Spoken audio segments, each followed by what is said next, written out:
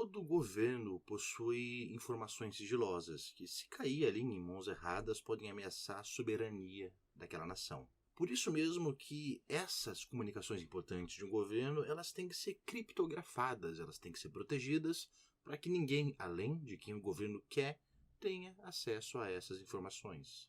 E se eu te falar que durante muito tempo o Brasil usou máquinas de criptografia que eram fabricadas por uma empresa que pertencia à Agência de Inteligência Americana, a CIA, e, portanto, os Estados Unidos tinham acesso a essas mensagens. Bem, meu nome é Guilherme do Bristop e esse daqui é o canal História Fora de Foco, e essa é a história que eu quero te contar nesse vídeo. A gente vai começar ali numa matéria publicada no jornal Washington Post em fevereiro do ano de 2020, em que essa matéria mostra que uma empresa suíça chamada Crypto AG, que vendia dispositivos de criptografia para mais de 150 países, na verdade pertencia à CIA. E se você ainda se perguntar o quão importante era isso, os Estados Unidos terem acesso a essas mensagens deram uma baita de uma vantagem estratégica para eles. Pense que durante a Guerra Fria, por exemplo, eles poderiam descobrir a identidade de um agente duplo, ou ainda podiam identificar crises ou ataques antes mesmo que eles acontecessem. Sobre a empresa, a Crypto AG foi fundada por Boris Hagelin,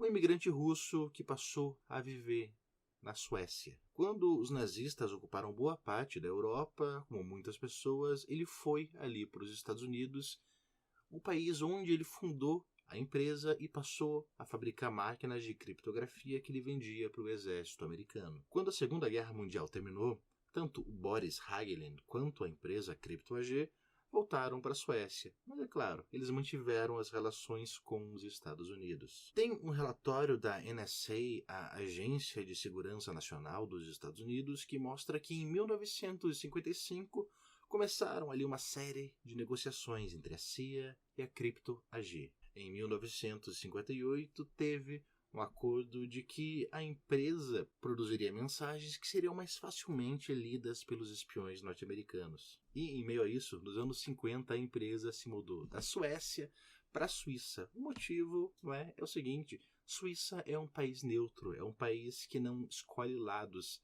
Então, teoricamente, isso daria uma confiabilidade maior à empresa, de que, não, você pode confiar nessa empresa, ela fica na Suíça, nós somos neutros e a empresa também é. Ou menos mostrava que era e assim enganou bastante gente. Assim, nos anos 60 a empresa cresceu ainda mais e nos anos 70 ela deixou de ser comandada pela família do Boris Hagelin e passou a ser comandada por agentes da CIA, o que fez com que ela se expandisse ainda mais.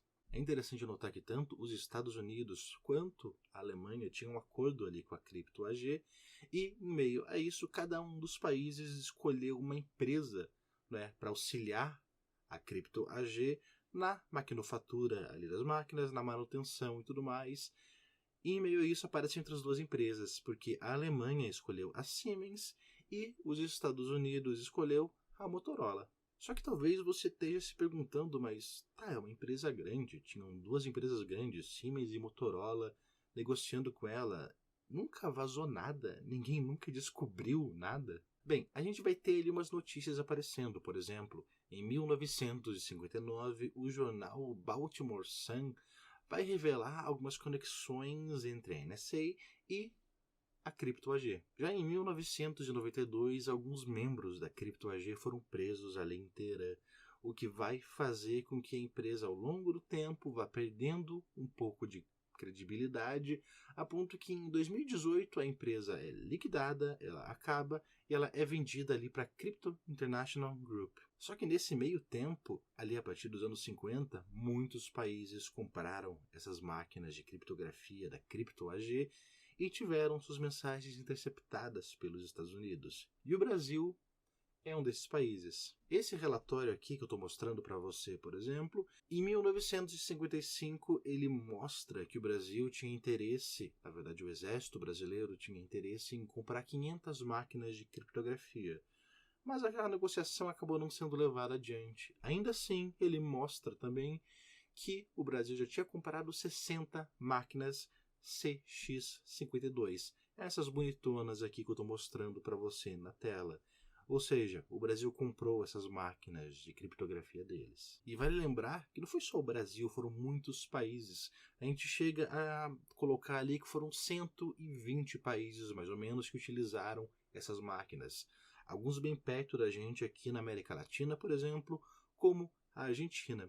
A Argentina, inclusive, ela usou essas máquinas durante a Guerra das Malvinas. Ou seja, os Estados Unidos interceptaram ali mensagens do exército argentino durante essa guerra e venderam essas mensagens para a Inglaterra, dando uma vantagem ali nessa guerra que foi vencida pela Inglaterra. E, inclusive, se nos anos 70 vários países da América Latina passaram a usar cada vez mais essas máquinas, um dos responsáveis por isso foi o Brasil, que forneceu muitas das máquinas para os seus vizinhos. Veja só que incrível. Só que talvez você esteja se perguntando, tá, eu estou falando de 1955, eu estou falando de 1970, o Brasil ainda usa essas máquinas? Na verdade, a Guerra das Malvinas é mais recente, é de 1982, mas se a gente for ali para o portal da transparência, que aparece a partir de 2004, a gente vê uma série de transações sendo realizadas entre o governo brasileiro e a CryptoAG. A mais recente é de 3 de dezembro de 2019, ou seja, pouco mais de um ano atrás, que mostra que o Brasil gastou 113 mil dólares com um software personalizado de criptografia ali com essa empresa, ou ainda com a empresa que comprou a CryptoAG. Mas mesmo antes disso, nos anos anteriores, há vários gastos de centenas de milhares de dólares entre o Exército e a Marinha brasileiros e a CryptoAG. Ou seja, ainda hoje nós continuamos usando ali software ou máquinas, enfim, produtos dessa empresa. E assim, durante boa parte da nossa história, ali na última metade de século, os Estados Unidos tiveram acesso bem fácil às mensagens do Exército Brasileiro, e talvez tenham, inclusive, até hoje. Mas, sobre hoje em dia, ainda não temos as evidências para dizer isso. E falando em evidências, esse vídeo inteiro foi feito em cima de um artigo escrito por 3 professores, o Vitélio Brustolin, o Alcides dos Reis Esperon e o querido professor Denison de Oliveira, com o qual eu já tive o prazer de ter aula. Todos os acertos desse artigo são deles e todos os erros são meus, que transformei esse artigo aqui em um vídeo. E falando nisso, o artigo está com um link aqui na descrição, caso você queira ler e vale a leitura, porque isso daqui é um mega resumo do que o artigo falou. O artigo em si é muito mais complexo e, é claro, ele traz todas as provas, documentos, links e evidências de tudo o que eu falei aqui. Espero que você tenha gostado aqui desse vídeo, que ele possa ter revelado para você um pedacinho da nossa história que você ainda não conhecia e talvez tenha deixado você um pouquinho chocado. E de resto, nós nos vemos no nosso próximo vídeo. Um abraço.